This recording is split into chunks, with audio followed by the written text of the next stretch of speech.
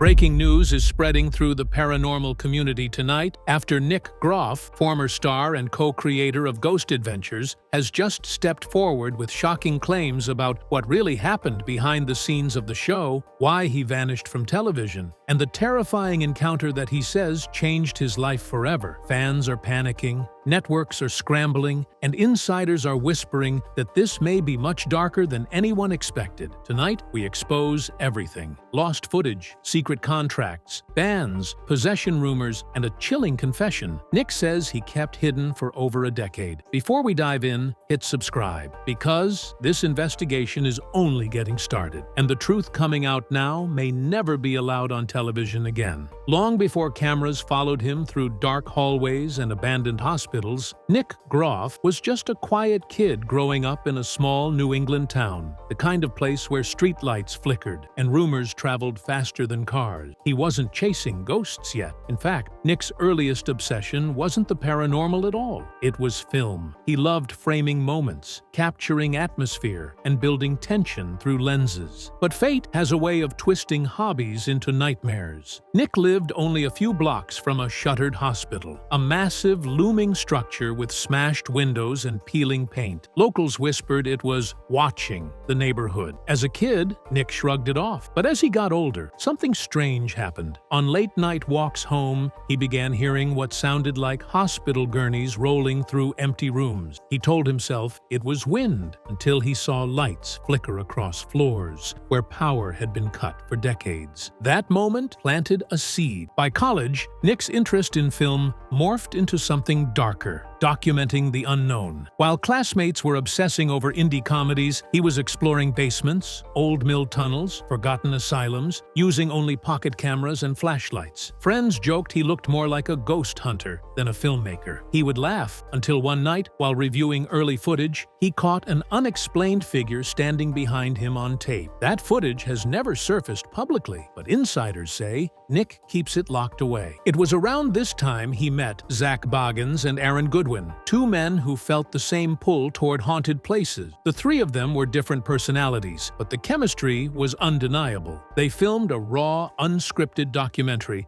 about a haunted mining town with nothing but borrowed equipment and blind optimism. It was shaky, desperate, wild. And in 2007, a major network called back. Suddenly, Nick's childhood hospital nightmares turned into a career. Nobody understood how real it felt to him. Nobody slept next to the shadows he invited into his life. And nobody realized that Nick wasn't just filming ghosts. He was waking them up. When the pilot of Ghost Adventures aired, nobody expected the explosion that followed. Overnight, the paranormal went from niche curiosity to primetime obsession, and three explorers with handheld cameras became household names. Fans weren't just scared by the entities, they were mesmerized by the investigators themselves. And while Zach brought aggression and Aaron brought humor, viewers quietly gravitated toward Nick. His reactions weren't exaggerated. He didn't shout for dramatic effect. When something rattled him, you could see the fear behind his eyes. It felt real. Travel Channel executives were stunned. Ratings soared. Contracts were signed. Investigations multiplied. Hotels, prisons, hospitals, battlefields. If something had whispered once in 1892, cameras were now rolling. But something else happened. Nick began changing. Crew members noticed it first. Off camera, he grew quieter. He'd stand alone in dark corners of locations after filming had wrapped, staring at places everyone else avoided. During interviews, he spoke in fragmented thoughts, like his mind was still inside haunted hallways long after the camera stopped recording. Fans replayed episodes, pointing out how he would pause before entering certain rooms, as if he already knew something was waiting. Hours of lost sleep, constant travel, inhaling decades of mold, and subjecting his psyche to the world's darkest energy was not in any network handbook, but producers loved it. The more frightened Nick appeared, the better the ratings. The pressure mounted, audience expectations grew, and to maintain the fear factor, cameras started rolling even when investigators weren't ready. Nick was being pushed deeper. Investigations intensified, locations grew more violent, objects flew, doors slammed, and audio tech caught voices that seemed to whisper Nick's name. Then came the most disturbing detail. Multiple episodes captured a shadow following directly behind him, frame by frame. Fans commented, "Why does it always linger near Nick?" Producers ignored it. Meanwhile, Nick's demeanor shifted from curious filmmaker to something else entirely. He looked drained, pale, weighted down. But instead of pulling him back, the network doubled down, booking darker locations, longer lock-ins, and more aggressive experiments. The show was no longer documenting hauntings, it was manufacturing danger, and as the world cheered, Nick quietly realized something chilling. Fame wasn't chasing ghosts. Ghosts were chasing him. The investigation that changed everything began like any other production weekend. The crew drove into a forgotten industrial town in Ohio, where an abandoned textile plant locals called Shadow Mill sat rotting beside a drained riverbed. Chemical runoff stained the concrete. Graffiti artists refused to go inside. And according to local police logs, the building's night watchman had quit, every single one, after reporting movement in the rafters and breathing in the stairwell. On arrival, Nick felt something immediately. His microphone picked up low humming, even when he stood perfectly still. The air was heavy, like inhaling warm water. The team set up cameras, and as night fell, temperatures dropped unnaturally fast. Jackets frosted. Metal flashlights filmed white with condensation. Then came the smell. Burnt hair and wet iron. Producers were thrilled. Nick wasn't. Halfway through shooting, the crew lost contact with Nick's headset. At first, they assumed interference. It wasn't unusual for old machinery to scramble signals, but when the silence stretched past 3 minutes, then 5, then 10, panic rippled across the team. Cameras cut through black hallways until they found him, standing perfectly still, facing a massive weaving machine from the 1940s, his mouth half open, whispering.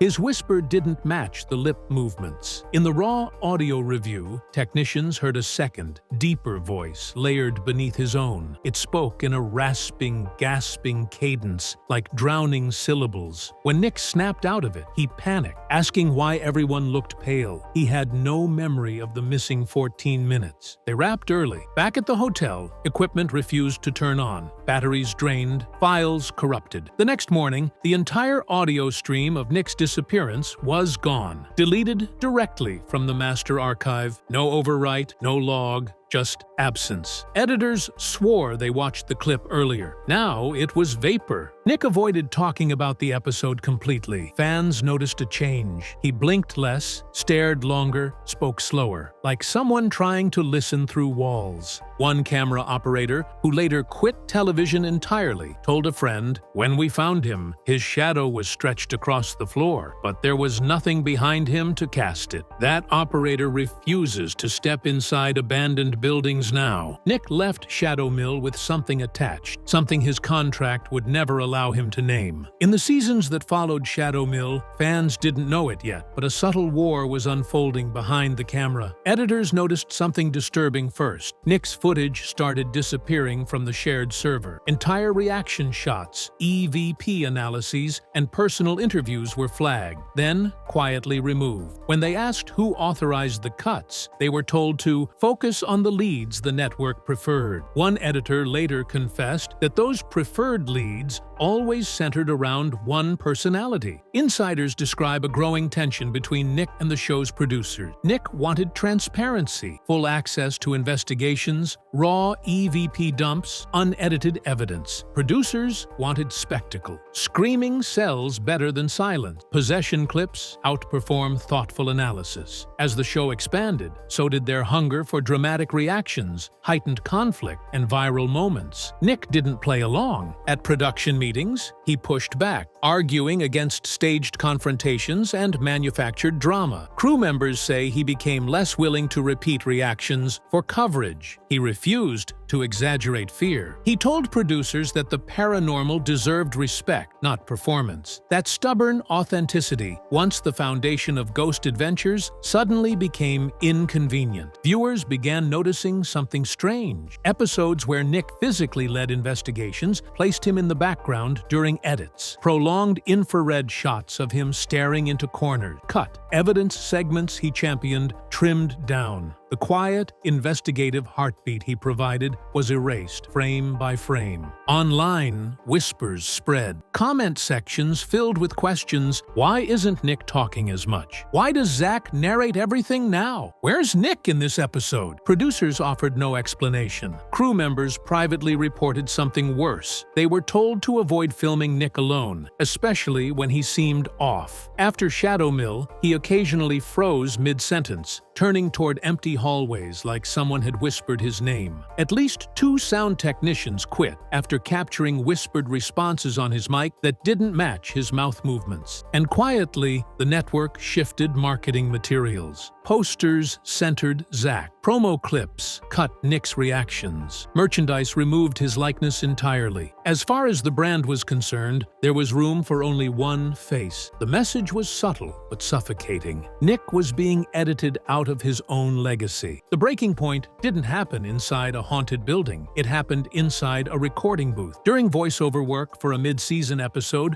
witnesses say Nick's voice suddenly cracked mid-sentence. His breathing changed, low and ragged, like he was inhaling smoke. He paused, closed his eyes, and then began whispering, but not in English. His lips barely moved as the sound engineer stared, frozen. The whisper recorded clearly on the monitors, layered, like multiple voices slipping in and out of sync. The room felt cold. Seconds later, Nick collapsed. Crew members rushed him to a hospital under the direction of network representatives. They signed him in under an alias, standard for celebrities. But the doctors had questions. Nick's vocal cords showed severe strain, like he'd been screaming for hours. His cortisol levels were so high the doctor asked if he'd been awake for days. His pupils dilated unevenly. He complained of pressure in his ears, like something's breathing inside the walls. What scared the medical staff most wasn't his symptoms, it was his sleep study. Sensors recorded violent REM spikes and involuntary muscle convulsions. Brainwave patterns resembled trauma victims and patients reporting night terrors. But Nick insisted he'd barely slept all week because of voices tapping the window. The hospital wanted to keep him overnight for observation. The network refused. They signed discharge forms. Nick was back on the road within hours, exhausted, wide-eyed,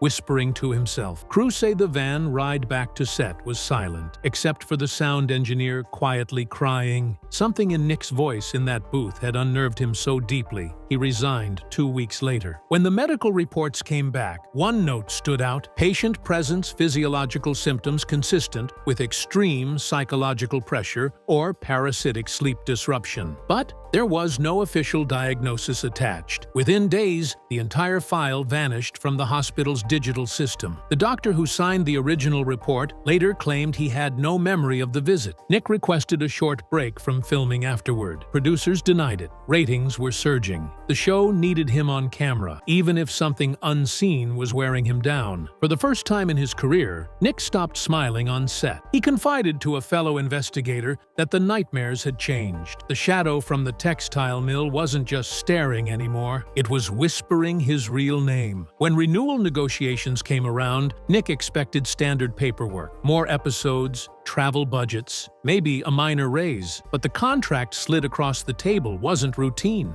It was a containment document, pages of tightly worded legal language, clauses underlined in red, and several bizarre restrictions. Lawyers representing the network insisted they were industry standard. Nick had never seen anything like them. First was the non-compete clause. For several years, he would be prohibited from appearing in any paranormal programming, not just ghost shows, any production involving superstition, folklore, or unexplained activity. That alone would kill his career. But deeper within the contract was something stranger, a gag clause barring him from discussing certain locations, including the Shadow Mill investigation. He couldn't speak about lost audio, crew behavior changes, or phenomena resulting in personality alteration. Those exact words appeared 3 times throughout the document. Then came the most chilling section: media likeness ownership. The company would own all footage of Nick Groff's voice, image, and energetic representations. Lawyers refused to define that last phrase. When Nick pressed, they deflected, saying it referred to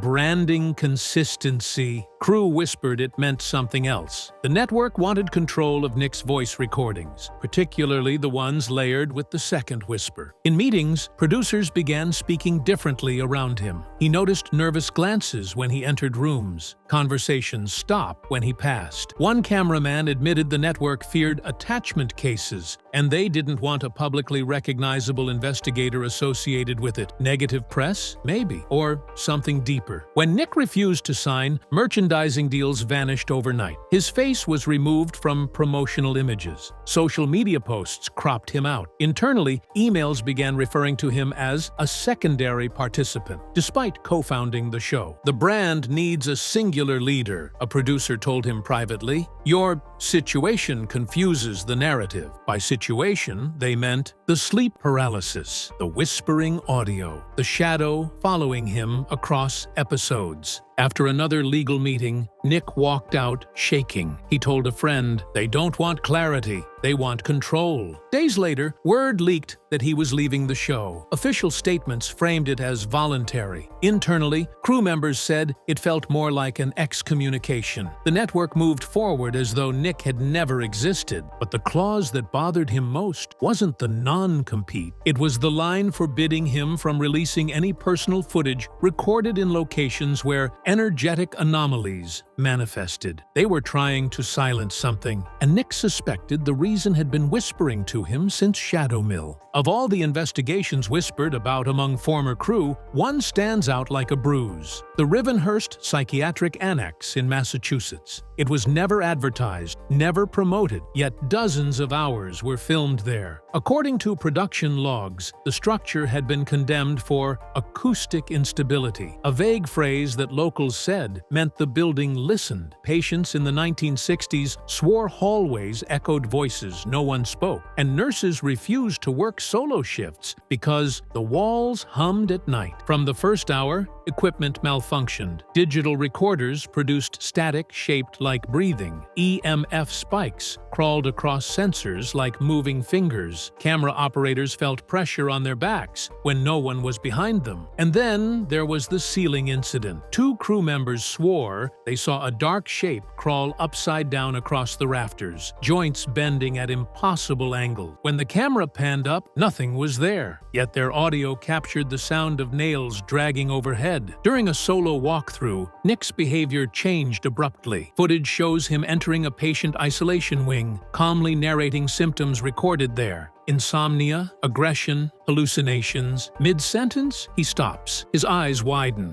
and then, barely audible, he begins whispering backwards. Editors later confirmed the audio reversed into perfect English phrases, anxiety-laced commands like "stay, don't leave me." Moments later, a hallway mirror catches something impossible. Nick's reflection doesn't sync. His body turns left. The reflection lags half a second behind, staring at the camera before catching up. When producers reviewed the clip, a meeting was called immediately. Within 48 hours, filming was halted. Network executives flew in, demanded all raw footage, and ordered editors to scrub any mention of the annex. Crew were told to sign temporary NDAs. When questioned, executives referenced legal concerns, but insiders suspected something else: fear. One seasoned cameraman reportedly refused payment and walked off set after reviewing the lagging reflection frame by frame. "That wasn't editing," he said. "Something was inside the mirror, watching him." Fans would never see a single second of the investigation. The episode was renamed, then canceled, then erased. But late that year, anonymous posts appeared on paranormal forums claiming the reflection clip still exists, stored on a drive Nick kept locked away. Because in that footage, the reflection doesn't just lag, it smiles. For years after leaving the show, Nick stayed quiet. Fans assumed he'd retired, working quietly on smaller paranormal projects. But late-night interviews and cryptic live streams revealed something darker. At first, he spoke softly about lost evidence, hinting that entire investigations were locked away by executives. Viewers thought thought this was standard TV politics, until Nick said producers suppressed episodes because certain hauntings didn't stay behind when the crew packed up. The paranormal community fractured instantly. Some called him bitter. Others pointed to old footage where Nick stared into empty hallways, whispering to no one. Then Nick revealed that multiple investigators developed insomnia, violent night terrors, and memory loss after lockdowns. But the network cut those scenes, calling them brand damage. In one interview, Nick claimed certain locations weren't haunted. They were hunters, waiting for someone intuitive enough to notice them. He hinted that isolation lockdowns stripped investigators emotionally, creating a doorway. He admitted he regrets agreeing to them. When pressed, Nick spoke about the mirror footage from the psychiatric annex, the episode that never aired. Editors saw his reflection lag, blinking twice when he blinked once. Nick says executives banned the footage, terrified it would encourage viewers to mimic dangerous rituals. He kept one copy. It's locked away. Nick warned fans chasing thrills through abandoned hospitals. You're not filming ghosts. You're offering something to them. He says some entities don't want fame. They want attachment. He sleeps with curtains over mirrors now, refuses solo walkthroughs, and claims he still hears tapping at night, always spelling his name. When fans ask why he really left, he doesn't mention contracts. He just says softly, "Some hauntings don't end when cameras cut." Today, Nick's message is simple. If you walk into a haunted place and feel watched, don't challenge the dark, don't joke about demons, and never investigate alone, because the most dangerous spirits don't appear on camera. They follow you home when the silence starts.